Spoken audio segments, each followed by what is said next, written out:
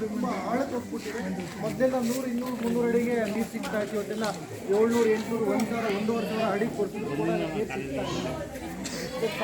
ತೊಂದರೆ ಆಗ್ತಾ ಇದೆ. ಸರಿಯಾದ ರೀತಿಯಲ್ಲಿ ಗೊಬ್ಬರಗಳು ಸಿಗ್ತಾ ಇಲ್ಲ. ಜೊತೆಗೆ ಇವಾಗ ಸಿಗ್ತಕ್ಕ ಏನು ಗೊಬ್ಬರ, ಕೊಟ್ಟಿಗೆ ಗೊಬ್ಬರ ಇದೆ, ಅದಕ್ಕೆ ಹೇಳ್ತಾರೆ ಸರ್, ನಾನು ಬರೀ ಕೊಟ್ಟಿಗೆ ಗೊಬ್ಬರ ಸರ್ ಅವಾಗಲೇ ಹೇಳ್ತಾ ಇದ್ದೆ. ನಮ್ಮ ಸರ್ಗೆ ಎಕ್ಸಾಮಲ್ಲಿ ಕೊಟ್ಟಿಗೆ ಗೊಬ್ಬರ ಇವಾಗ ಆಗ್ತಾ ಇದ್ರಲ್ಲ, ಆ ಗೊಬ್ಬರದಲ್ಲಿ ಯಾವುದೇ ಥರ ಸಾರಾಂಶ ಇಲ್ಲ. ಇವಾಗ ಮೊದಲೆಲ್ಲ ನಾಟಿ ದನಗಳು ಸಿಗ್ತಾ ಇತ್ತು, ಒಳ್ಳೆ ಪೌಷ್ಟಿಕವಾದ ಗೊಬ್ಬರ ಸಿಗ್ತಾ ಇತ್ತು, ಒಳ್ಳೆ ಫಲವತ್ತಾಗಿ ಇರ್ತಾ ಇತ್ತು, ಚೆನ್ನಾಗಿ ಬೆಳೆನೂ ಬರ್ತಾ ಇತ್ತು. ಇವತ್ತಿನ ಗೊಬ್ಬರದಲ್ಲಿ ಏನಾಗ್ತದೆ ಅಂದರೆ ಇವಾಗೆಲ್ಲ ಸೀಮೆ ಹಸಿಗಳು ಗೊಬ್ಬರದಲ್ಲಿ ಯಾವುದೇ ಥರ ಸಾರಾಂಶ ಇಲ್ಲ. ನಿಮ್ಮ ಮನೆಗಳಲ್ಲೂ ಇವತ್ತು ಮುಟ್ಟು ಸೀಮೆ ಹಸಿಗಳು ನಾಟಿ ದನಗಳು ಹೇಗೆ ಇದೆ,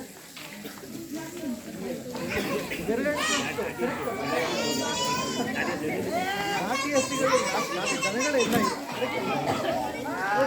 ಈಗಿನ ಒಂದು ಇಂಪಾರ್ಟೆಂಟು ಒಂದು 5 ನಿಮಿಷ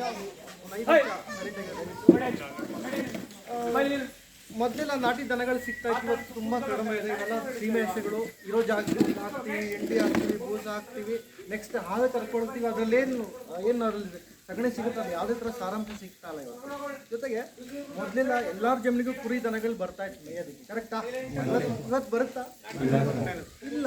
ಅರ್ಥ ಮಾಡ್ಕೊಳ್ಳಿ, ಅಂದರೆ ಎಲ್ಲ ಕಮರ್ಷಿಯಲ್ ಆಗ್ಬಿಟ್ಟಿದೆ ಈಗ. ಜೊತೆಗೆ ಯಥೇಚ್ಛವಾಗಿ ಕಾಡು ಇರ್ತಾ